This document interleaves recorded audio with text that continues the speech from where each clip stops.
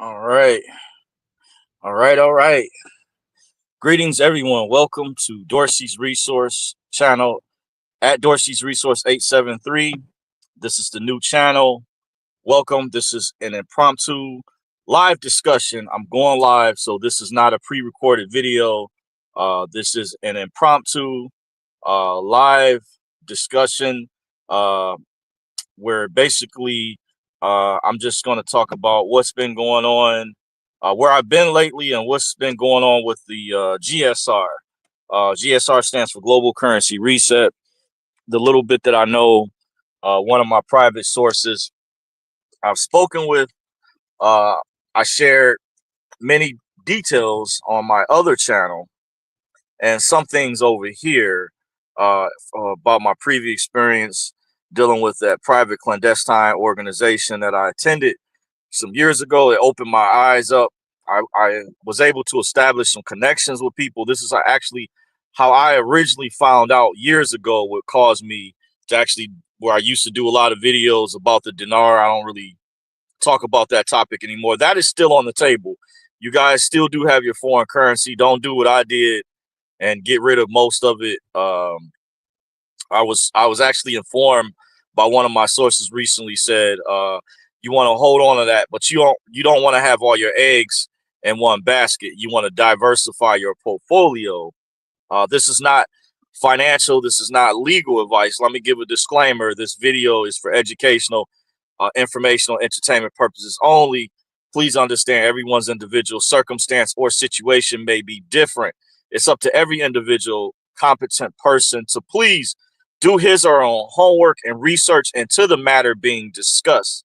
The information, once again, this is not financial, securities, tax, or legal advice. It is encouraged you do so.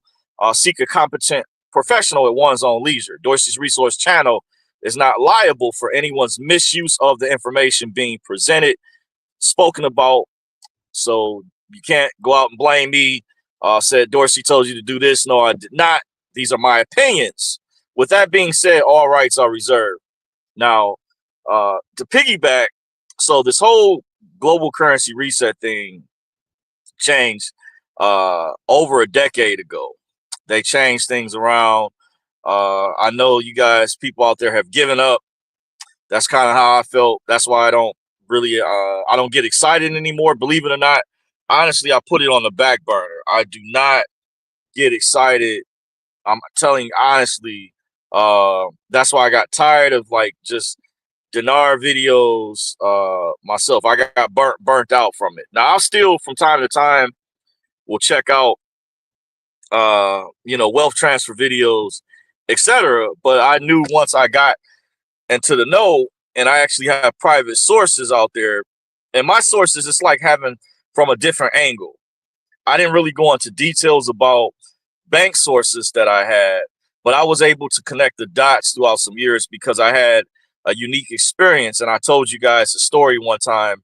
I was actually at a Chase Bank some years ago, well over a decade ago, and I had asked the teller behind the bulletproof glass about the dinar, and she actually pulled out a book, and I saw her through the clear bulletproof glass flipping through the pages, and I could clearly see images of the Iraqi dinar, Vietnamese dong in there.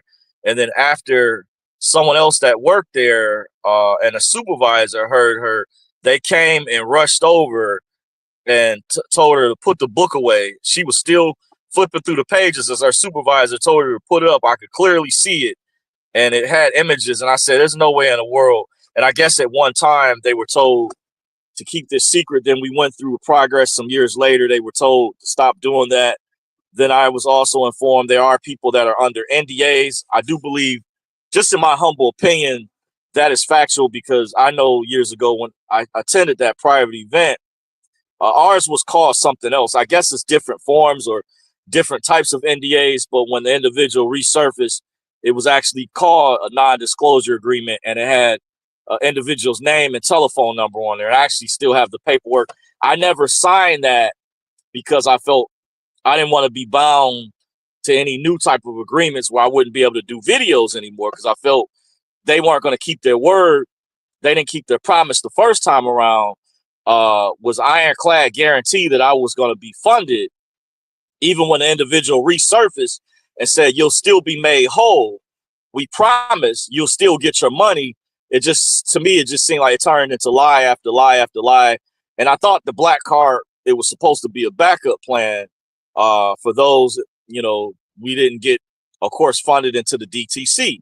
Then they said it was another scandal where it was some attendees who decided they were happy with the black card. There were some earlier groups that went through prior to the 2009 group, I guess, and some people who were honored or gifted around, they were granted, not a lot, I was informed, that either misused the black card or were content, happy, and never returned. And they said that's not what the premise. They wanted them to be, the ultimate goal was they wanted a bunch of participants in the DTC.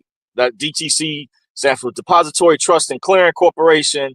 The parent company, a seeding company.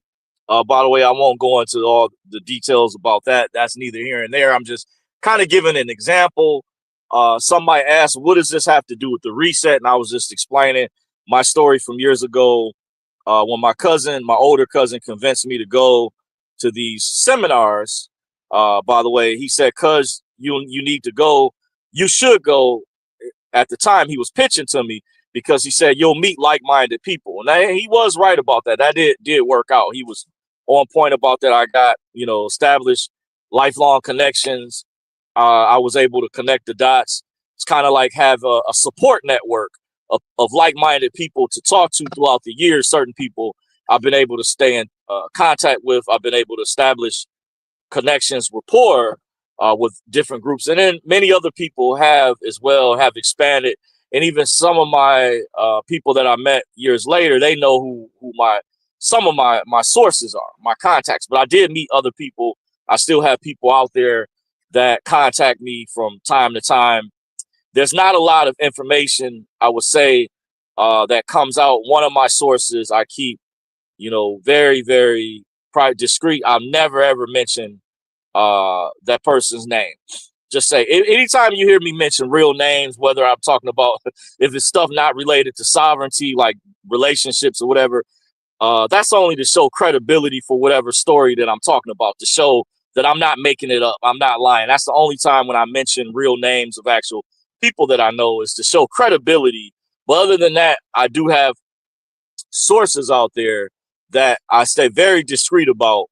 I don't mention names, or I was either granted permission to use a particular code name, because one individual did give me permission years ago. He told me that it was okay for me to address him by a certain name that he used, and to use that name, to be known as that name publicly. And he did. The name kind of bounced around different Telegram rooms and kind of became, kind of got put out there. This was even a while ago, by the way. And then he mentioned he was in a particular room and was shocked to hear people that knew of me, and he spoke highly of me. So I appreciate those people in that particular group. So I see we have somebody in the chat. I'm going to show the comment. Abe Adamo says, God is grand. Appreciate you joining. Appreciate you. Let me see what he said. Hey, shalom, bro. Good to see you. Appreciate you. Good to see you as well. Thank you. Appreciate you. Thank you for joining. Yeah, this is the smaller channel, by the way, so a lot of people may not come over. I may jump. I originally was logged into my other channel. The reason I still do videos over there, because even though I don't always, I come before you guys late, I don't get a lot of people. You can obviously see, it tells you how many people are watching. My other channel is actually bigger than this channel. By the way, like I would have to upload more videos to consistently to grow this particular channel, by the way, which I haven't. So this is sort of like pretty much an impromptu video, by the way. But I just wanted to let you guys know I'm also still here. On my other channel, I'll let you all know what had happened with me not too long ago. I'm feeling really good. right now. I am still punching the clock, by the way, as I've been waiting all these years diligently, patiently, just like the rest of you guys. Many of you are still, I talk to behind the scenes. Many people are still punching the clock, by the way, are still waiting on this. I know many people have lost hope, have remained skeptical. But I'm here to say, continue to keep the faith. But I will say I don't get excited. That's just me personally because of what I found out about what I know, what I'm confident in knowing, and what my private sources, especially in more recent years, the past 2 or 3 years, shared with me. They also want everything to go at once with this global currency reset, aka wealth transfer. They don't want people double dipping.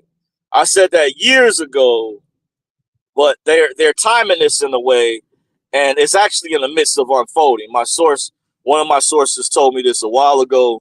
For example, when you see the price of silver and gold going up, if you want to hurry up, if you haven't, I did some videos. I believe I shared some on this channel about purchasing silver coins. You have the opportunity. Time is of the essence. I don't know how long before some people or many people get priced out, but it would behoove you to get, if you have not done so, pick up silver rounds, 1 ounce silver rounds, Morgan dollars, peace dollars for your trust. Those can be used for your trust. Also, there's a separate video I could talk about or do within itself. If you have deep pockets, because gold is a lot more expensive, there's Liberty, $20 Liberty gold double eagles that were in circulation at one time. Those can be used for automobile trust, for if you know how to set up correctly.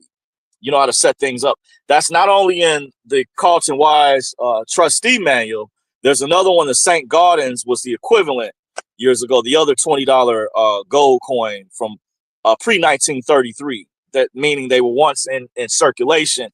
Some call constitutional money, but they hold contractual obligations as well that many are not aware of, by the way, for certain types of vehicles, investment trust vehicles, to structure yourself in a particular manner because it's backed by tangible substance. Not only is it, can it be, you can also use it to trade in just like a gold buffalo coin, but it also has intrinsic value. Not talking about necessarily the numismatic if you decide to have it graded, but the ones that predate 1933, there's some significance behind gold coins that predate 1933, just like silver coins that predate 1933, such as Morgan or peace dollars, etc. And there's other types of coins that were in the U.S. Circulation. They had a percentage of silver located within the coinage itself. Before, after 1964, a certain percentage was removed. Like, for example, Kennedy half dollars, 1964 on back had 90% silver, but from 1965 on to a certain time period into the 1970s, they only had 40% silver. So there's things like that to learn about. Also, learn about what's real and what's fake. There was a lot of fake stuff going on. There's people that have done videos already. There's a lot of plethora of people that teach you how to, one thing you want to watch out for, a lot of people don't talk about, is you want to watch out for fakes. They do fake, even though they fake a lot of bars, coins have been faked. I've seen people do videos and shown people have bought coins or what they thought were American silver eagles, $1 American eagles, and they were actually fakes. So you want to learn how to identify the difference. So if the time comes of Teotihuacan and for emergency preparedness situation, and you need to trade your precious metals with a neighbor for a loaf of bread or something like that, you want to make sure you have the real deal. Because your neighbor, who may be knowledgeable, may know how, when people are bartering or trading during this particular time period. And coin shops, they always check if you go to sell back, just like certain pawn shops. I don't really deal with pawn shops too much, but similar concept because I saw that famous pawn shop show where they had guys, different people come in selling their silver coins back, and they would give a certain amount, even gold coins. I saw one particular episode where someone came in and you know, but the idea is you want to retain your purchasing power because one thing about gold, it has stood the test of time. It's also in the Bible. Biblically, silver and gold are God's money. It's not only the currency of the elite, but it's actual real money.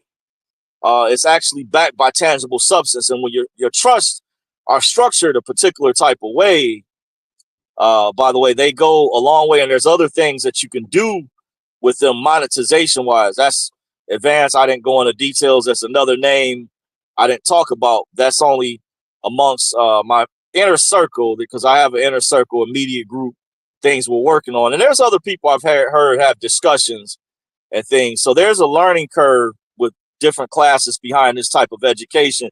But it's very important not only to preserve your wealth, as the purchasing power of the dollar is weakening and inflation over the years, the purchasing power of the dollar has weakened. It doesn't go as long as it used to. For example, where a loaf of bread or eggs wasn't the same price it was back in the 50s and 60s as it is today, or let alone the 1930s, or to get gas. I remember when I was a boy seeing gas for less than $1.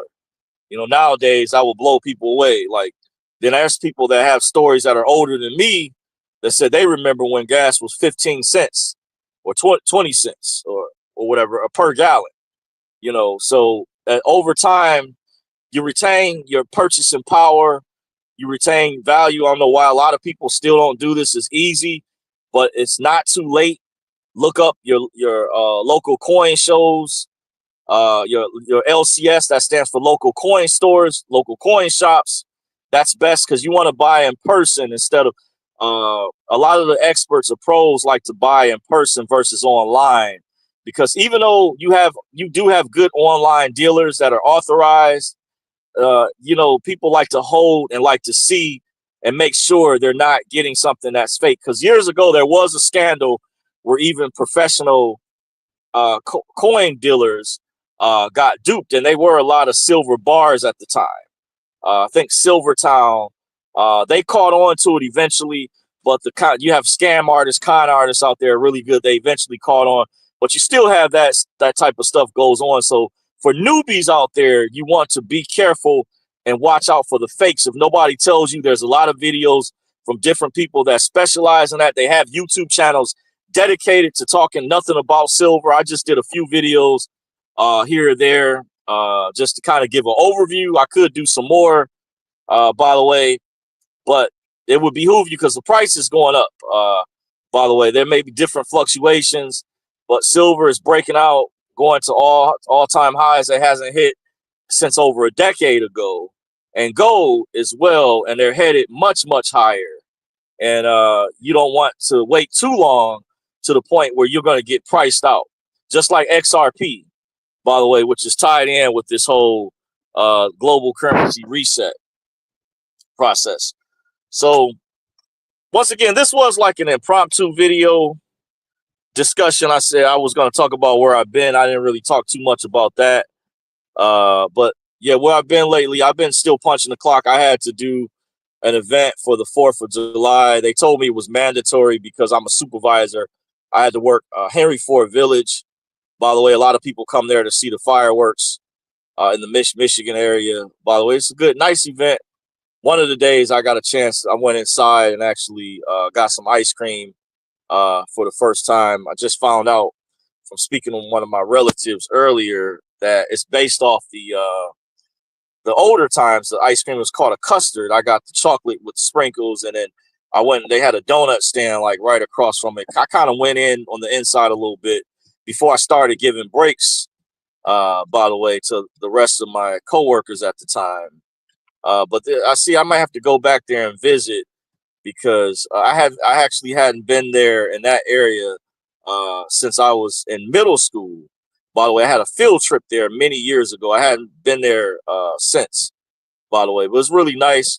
I worked the 4th of July. You know, they have to pay you time and a half. I didn't really care about the money, by the way. I was trying to get out, but I was told it was mandatory.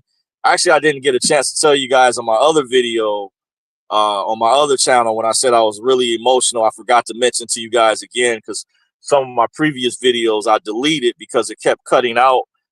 But I actually almost got fired, or actually quit at the time, by the way. But my boss, they threatened to fire me. Some of my coworkers thought I was just making it up at the time that I talked to. I was, you know, I said no. One coworker said, you said that a couple times. I said, no, we don't really talk like that, but you don't know. I don't go into the details, and it's not, you know, anybody else business really, but my own. I'm just kind of sharing that just to let you guys know. But I was stressed out at the time, but I was, at the same time, I was really, really happy. The judge dismissed my court case that I had when I got pulled over by the police back in February. I was cited for invalid plates, invalid registration, and no insurance. And when the police officer told me they would throw the charges out or whatever if I got everything straight and came up. I did go up to the police station, but they told me it was too late. So police officer said, you need to call the courthouse. So I did that. I called the court, and the clerk there said, she pulled me up, said the case hadn't made its way through yet, but she was able to see the charges. And she said, oh, you're going to have to pay a big fine for some of those charges. So that's why I didn't know. I had never really been through nothing like this before. So I was like, I wasn't going to try to use any of the sovereign stuff. I just said, I'm just going to do everything by the book. I'm not using, even though I was encouraged on Telegram by somebody I known for a long time in the movement. And I said, no, I'm not using, I'm just doing a different approach this time. I have used remedies that have worked in the past in particular, but this situation, I just said, I'm just going to try something different. I even prayed about it, and it worked. God worked everything out, by the way. So, you know, that was a blessing. The judge was cool. The lawyer was cool. I just went ahead and used the court-appointed attorney. By the way, they were helpful. They were nice.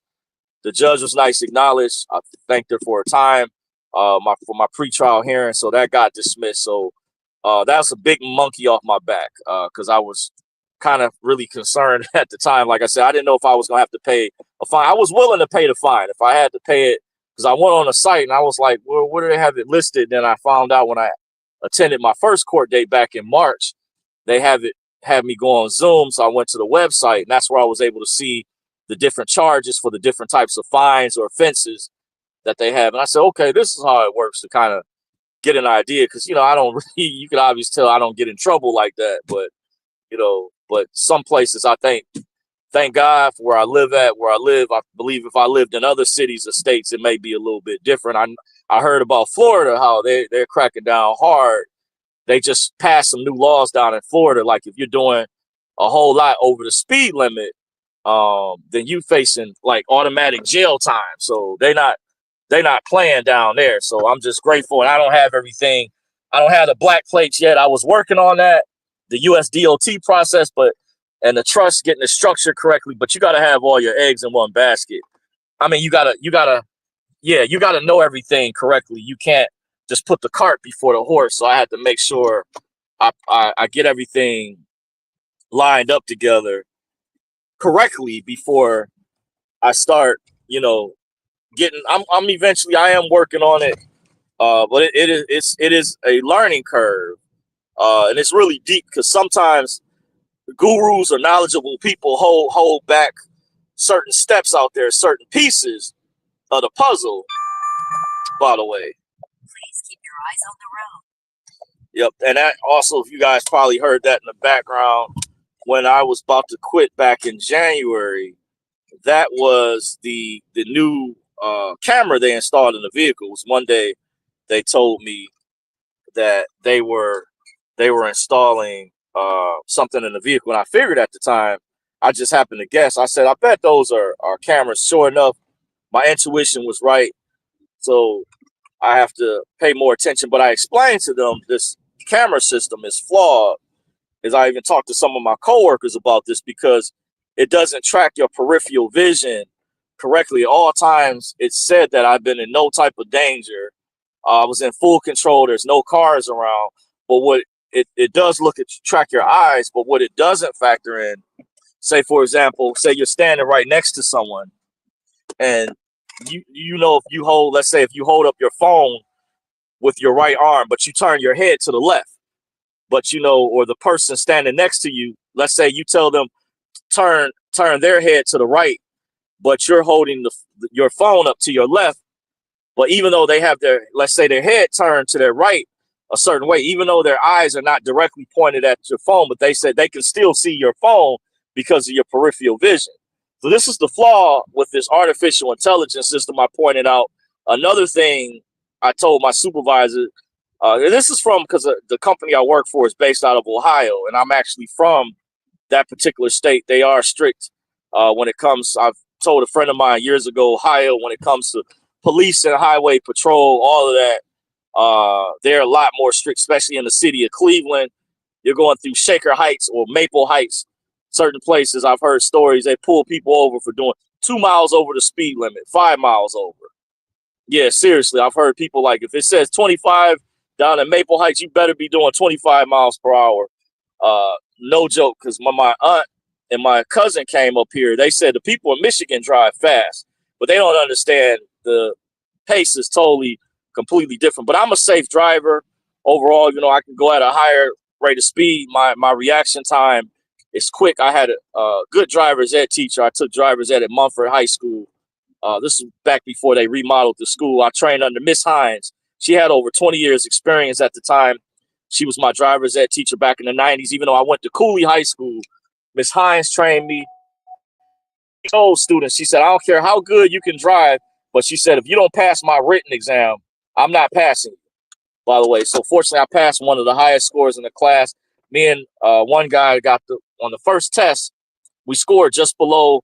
There's a threshold for each test. Both of us scored just below the threshold. But after that, we studied our butts off and we finished with the highest scores in the class. By the way, he finished with the high. He was like 220 something. I was like 206. And I took the test at the Secretary of State Department of Motor Vehicles. The driving test, it was easy, by the way. But it was some tricky. But they got these new cameras in the vehicles now. Like I said, to reiterate, to me, it's flawed. Another thing it doesn't do, I had a situation where there was a driver jumping lanes. You know how some of the newer cars have lane assist, and I still had to react in real time with the camera that's in the vehicles not factored, because someone was in the right lane and they were moving over to my lane. So the camera did not detect that to be able to warn me. That's another problem, flaw that it has. I get what they're trying to do, but that's the flaws, and it can be annoying at times because many times it says, please keep your eyes on the road. It's not factoring in your peripheral vision. It's highly, highly flawed in that regard. They need to, do something in that. First, I don't know, when one of my supervisors, she quit during the day when Moran was here, Marine Moran. I don't know if she mentioned the seatbelt light it would blink, but the artificial intelligence it would be annoying. It would say, please put your seatbelt on or something like that. Then I guess they took the setting off because they realized that was not like when sometimes we have to stop, do a patrol, and we have to get out very briefly. And if it keeps saying, please put your seatbelt on, you know how annoying that could be for somebody. So this is the things that people don't see behind the scenes that I have to deal with others out there. But hey, it is for what it is. That's what I've been going through. If you guys want to know where I've been, I'm still punching the clock. I still got information. Also, before I shut the video down, I got some information, some more information about the reset, and also why my theories, why they have been potentially delaying the reset. I have my theories too, and I've been suspicious about, because someone I talked to stated that she thought that they may be waiting for some big event, something to take place that would affect a lot of people, by the way. And so don't be surprised if you see, if the reset ever occurs, look at the timing of it. It's like they've been dragging their feet all these years, but it's like they're trying to slowly drag this out, like they're planning something to try to sabotage or hurt people. I hope that's not the case. I pray that's not the case. But it looks like they've been stalling this for years, holding this up, like they're waiting, planning.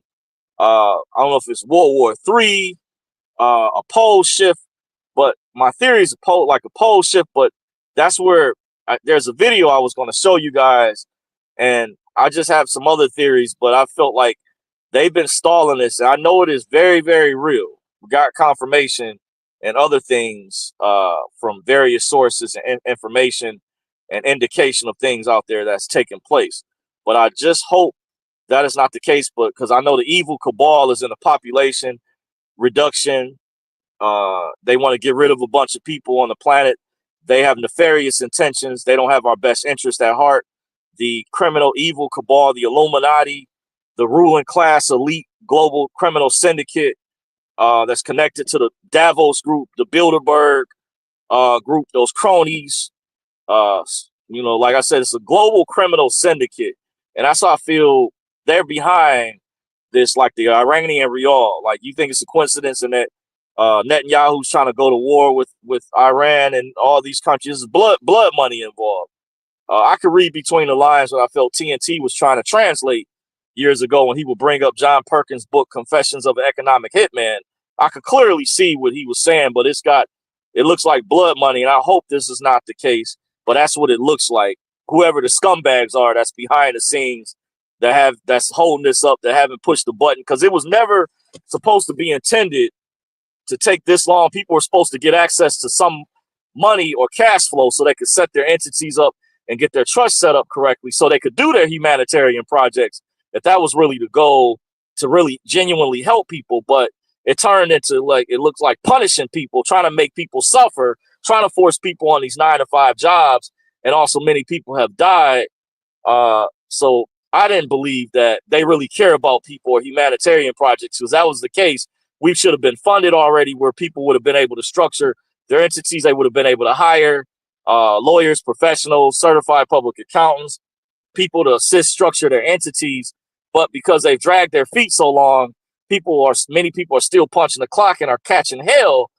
And some people have even died. Someone I know personally who was attending an event. Then I met another lady, and she told me about somebody else who died. She was an attendee, a separate person, and she even knows the person who died. So it's just, in my opinion, verifiable proof that they have nefarious intentions. They don't have our best interests at heart. And that's why I said I put the whole reset thing on the back burner. I still pay attention from time to time here or there, but just letting you guys know I'm still here, still out there. But I hadn't really been motivated to do videos. Plus YouTube, what they did to my other channel with the censorship, and they're controlled by the cabal. By the way, not too long ago, when those migrant protests first broke out in California, the weekend of June 14th through the 17th, the Bilderberg meeting was in Stockholm, Sweden. And one of the journalists from Canada, Dan Hicks, kudos to for going out covering that. Eric Schmidt, the former CEO of Google, now their parent company, Alphabet, he showed he was in attendance, and Peter Thiel. So they had an agenda list on their website, and they admitted for the first time. They denied this many years ago. Alex Jones talked about this in the early 2000s. They said, those conspiracy theorists are just making this up. We're not in the population control. But they have. When you go to the Bilderberg's website, you pull up the evidence, copy it, take a picture of it, photo evidence, video bit, so you guys can see I'm not making this up. If you do catch this video, it talked about population control was one of the topics. Population reduction, something to that effect, was on the list. Lisa Haven covered this. I hadn't really checked out her work or much of her work in a while. She's like a female version of Alex Jones. She's on YouTube. She's been censored before. She's also on other platforms. Check out Lisa Haven. I haven't mentioned her name in a while, but she does very good journalistic work, investigative research, hardcore, credible facts, credible information. But the Bilderberg meeting, Peter Thiel was in attendance.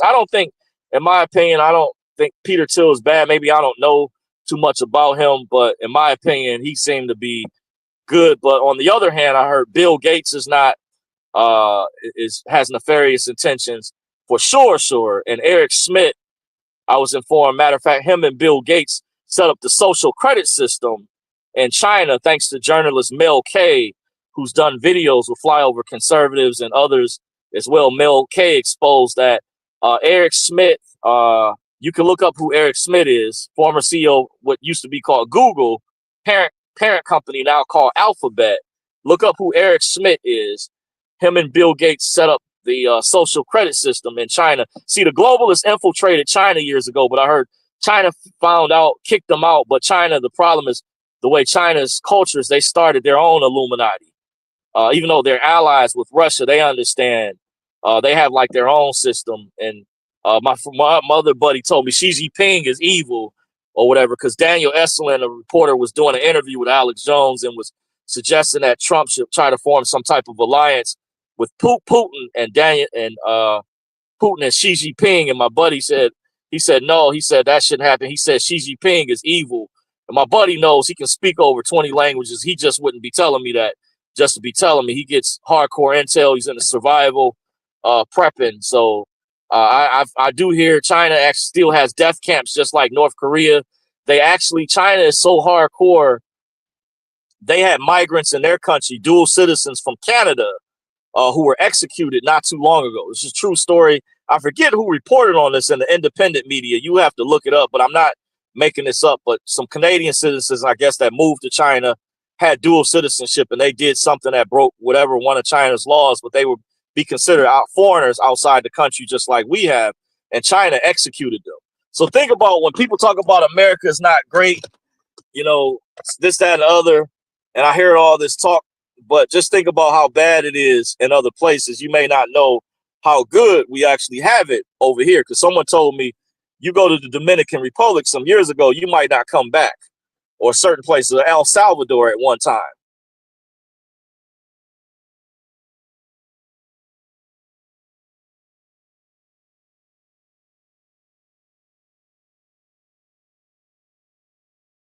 Just not the smartphones and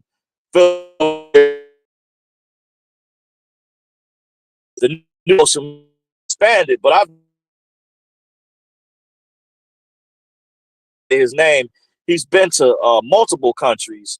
Has passed intel to me, but just saying, you want to pay attention to world news, Al Jazeera.